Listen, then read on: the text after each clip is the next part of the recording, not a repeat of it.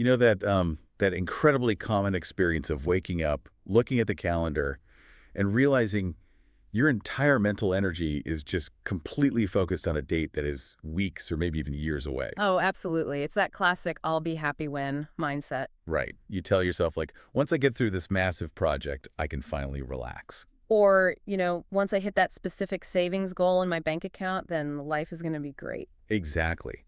And we end up treating the present moment like a literal waiting room. We just sit there, flipping through old magazines, tapping our feet, basically just killing time until our real life is finally allowed to begin. Which is such a tragedy, honestly. It really is. But what if that hyperfixation on future is actually ruining your life right now? That is the mission of our deep dive today. We're examining a translated essay by an author named Xu Feng titled "Do Not Suffer Yourself for Goals." Yeah, it's a really fascinating piece of writing. It is. We're looking at this radical perspective on ambition, specifically his argument that our obsession with milestones is just destroying the present. And we'll explore how to reframe our pursuits so we don't accidentally miss out on life itself. Because it's so easy to do. Okay, let's unpack this. Because whether you are currently grinding for a promotion or aggressively saving for a house, or, I mean, even just trying to power through a massive to-do list by 5 o'clock today, this deep dive is going to fundamentally challenge how you measure a successful day. Yeah, and the author starts this essay by drawing a really stark contrast between what actually makes up a rich lived experience versus the sort of hollow pursuit of future milestones that society insists we should care about. Right, the stuff we're told is important. Exactly. He provides this grounding, deeply sensory list of what constitutes real living. He talks about, like, childhood memories of playing by the river or the specific thrill of catching squirrels in the hills. Wow, that's very vivid. It is. He mentions the simple, irreplaceable warmth of a mother's approval, or just listening to a father humming tunes around the house. Just normal everyday moments. Yeah, the raw, nervous excitement of writing a love letter, staying up all night playing mahjong with your friends, or, taking a messy, leisurely family road trip. He argues these are the actual textures of life. Those details are so specific, yet they're so universally relatable. Like, it isn't a list of achievements or awards. It's just human connection and sensory input. Right, and he contrasts those vibrant details with what he sees as a societal conveyor belt of goals. Society hands us this rigid checklist, right? Get the diploma, buy the house, upgrade the car, get married, accumulate wealth, secure a higher position, and then ultimately secure a good grave for the afterlife. Geez, that gets dark at the end. It does. But his argument is that this checklist obscures the actual journey. And to really drive this point home, the text provides two deeply tragic anecdotes about the reality of the deferred life. Okay, let's hear them. So the first involves a millionaire couple running a business abroad. They've amassed at least $1 million in assets, which, is a substantial amount of wealth. Yeah, they're definitely not struggling. No, but their living conditions are shockingly bare. The text describes them living in a rented home with literally nothing but a bed, a TV, 2 simple stools, a table, and basic kitchenware. And when the author actually asks them why they choose to live like this, their answer is just heartbreaking. It really is. They say they're only there to make money, and they plan to, quote, enjoy life once they've saved $3 million. So they are actively choosing current suffering and deprivation for this elusive future. Exactly. After 3 years, they are still living in that empty room, just waiting. Wow. And the author raises a chilling point here. Even if they do hit that arbitrary 3 million mark, will they even know how to enjoy life anymore? They have literally conditioned their nervous systems to endure suffering. And there's a second story, right? Yeah, and this one is even more tragic. It's about 2 project managers for a large construction company. They lived in extreme poverty, saving absolutely every single penny for their children's future college funds. Like refusing to spend a single extra dollar on themselves. Right, and tragically, just 1 week before they were scheduled to return to their home country, they died in a car accident. Oh my God. They spent their final years living in self-imposed misery for a future they literally never got to see. Yeah, it's a profound tragedy. You know, it reminds me of a specific dynamic in massive online role-playing games. Oh, how so? Well, you'll see players spend hundreds of hours doing the most mind-numbing repetitive tasks imaginable. Like mining virtual rocks or fighting the exact same low-level monster over and over again. Right, just to level up. Yeah, or to unlock one rare character skin. They call it grinding. They grind for months, basically turning a fun game into a miserable second job, all for a digital trophy. And they completely miss out on the adventurous, fun parts of the game. The grind becomes the entirety of the experience. Exactly. But, wait, hold on. I hear these tragic stories, and I agree it's sad, but isn't delayed gratification literally how we survive? That's a fair question. Like if we just chase butterflies and play mahjong all day, we won't have a roof over our heads. I remember spending 3 years saving for my first house, and I was eating nothing but beans and rice, completely stressing out. Oh, the beans and rice diet, I know it well. Right, and when I finally got the keys, I was almost too exhausted to even enjoy the place, but I still needed to do it to get the house. We have to plan for the future, don't we? No, absolutely, and that's a very real tension. The text isn't saying basic planning is bad. The issue is when the goal becomes an all-consuming master that demands the permanent sacrifice of your present humanity. So it's about the extreme. Yes. Modern society has taken a survival mechanism like storing food for the winter and stretched it into these decades-long financial plans where you never actually get to live. Okay, yeah, that makes sense. But it's not just about money or material milestones that trap us, right? This waiting game mindset sort of sneaks into our deepest belief systems. What's fascinating here is that the author doesn't just limit this critique to material wealth or career ambitions. He applies this exact same psychological lens to our highest, most revered ideals. You mean like in spiritual and political movements? Exactly. He suggests that the same mechanism that traps a video game player or a millionaire in an empty apartment also operates on a grand societal scale. Okay, so how does he break that down? Well, and keeping in mind we are just neutrally reporting his perspective here, Xue Feng looks across the spectrum of human belief, from religious doctrines to political ideologies, and he observes the same trap. He points out that Christians have been anticipating the return of Jesus for nearly 2,000 years. Right. And similarly, he notes that Buddhists have awaited the end times for over 2 millennia. In his sociological observation, the brief individual lives of these practitioners are entirely consumed by this perpetual state of waiting for a grand utopian future event. And it crosses right over from religion into political movements, too. The text treats it as the exact same phenomenon. Again, relaying his examples objectively, the author points out Marxists anticipating the arrival of communism and Chinese citizens born in the 1970s spending their lives waiting for a promised end-of-century modernization. So the underlying logic is identical across all of them. Right. The present reality is constantly devalued, seen merely as a transitional phase or a necessary hardship in favor of a promised future paradise. He describes the toll this takes on the individuals within these movements in a really vivid way, actually. He really does. The text argues that spiritual practitioners who renounce the rich, colorful life of the present in hopes of becoming celestial beings or Buddhas end up severing their connection to humanity. Yeah, he describes them as obsessively seeking high-level teachers, right? Exactly, becoming so fixated on ultimate enlightenment that they forget the daily joy of practice.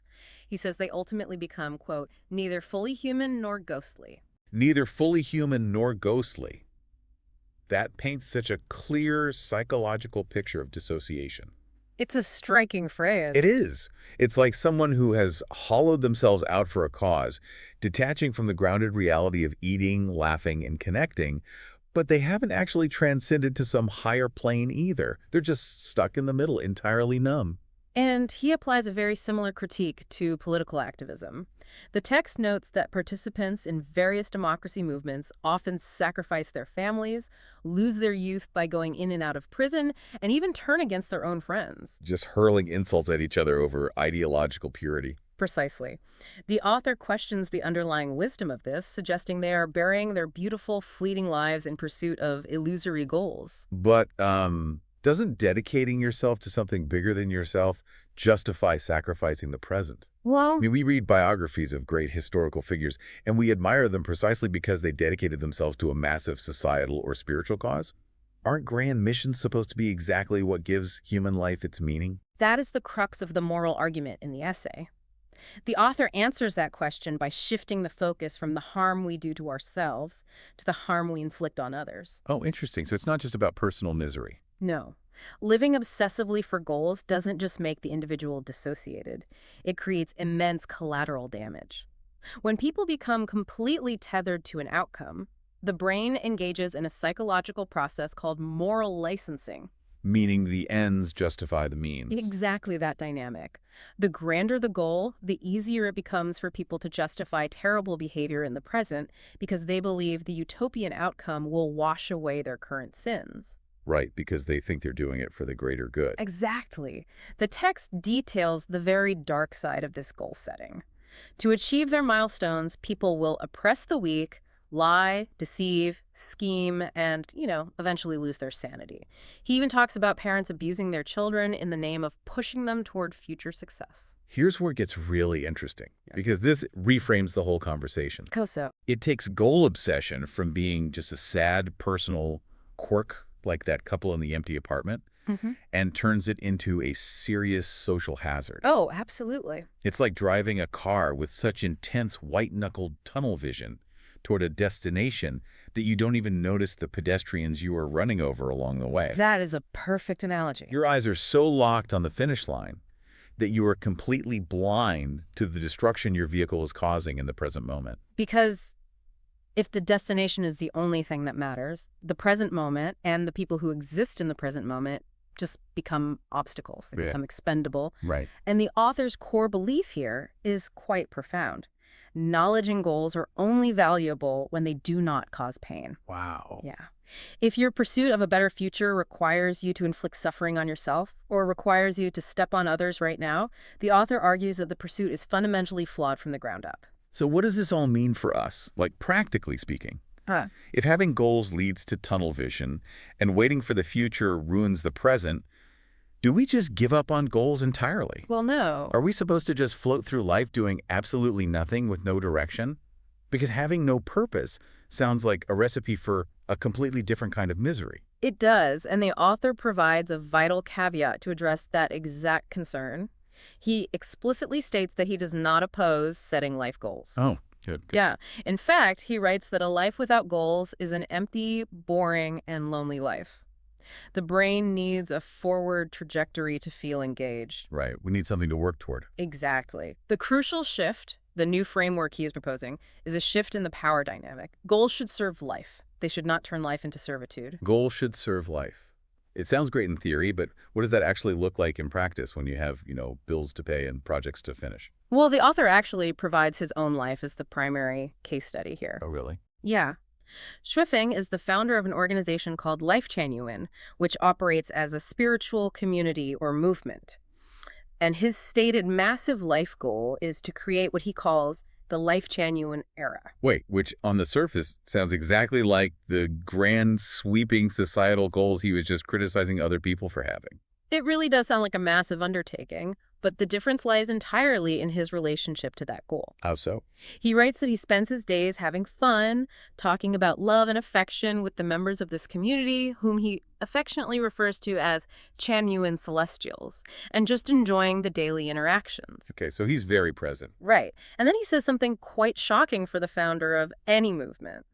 He explicitly states that he doesn't actually care if the era is realized. Wait, what? He says, quote, "Whether it is created or not, it doesn't matter to me."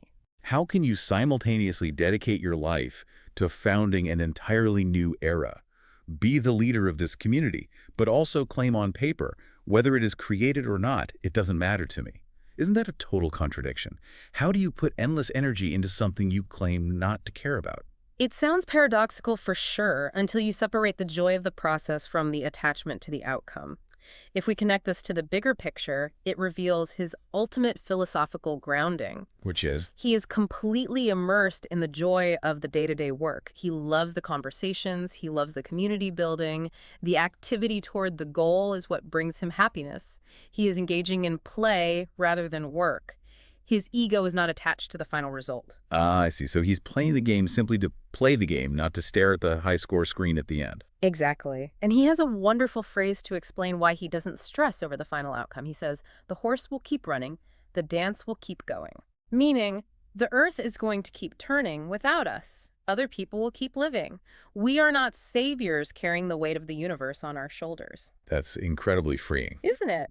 Believing that our specific goal is the hinge upon which the universe turns is just self-delusion, and it's unnecessary self-torment. It's actually a massive relief to realize you aren't that important. Like, it gives you permission to actually enjoy your Tuesday afternoon instead of agonizing over your legacy. Exactly. It strips away that heavy, suffocating pressure we put on ourselves to, leave a mark or achieve greatness, and replaces it with an invitation to just experience the texture of being alive right now. And that is the essence of making the goal your servant.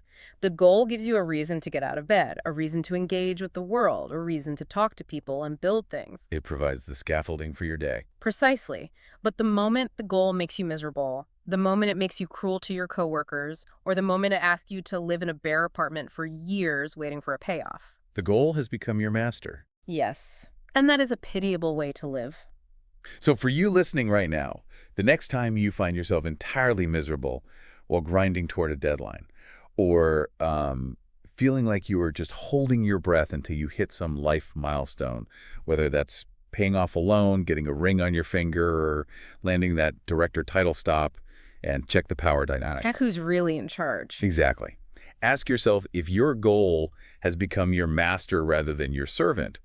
Are you missing the hum of your father's tune? Or the joke your coworker just told, because you are staring too hard at a future that doesn't actually exist yet? It is such a profound shift in perspective, and the author leaves us with a quote to ponder. Life is but a dream, and we shouldn't mistake a game for reality. Which invites a final thought for us to consider today. If life is ultimately a game that we are playing purely for the experience of the process, for the running of the horse and the rhythm of the dance, how does that completely change the way we define winning? What if the ultimate failure isn't missing your goal or falling short of the milestone?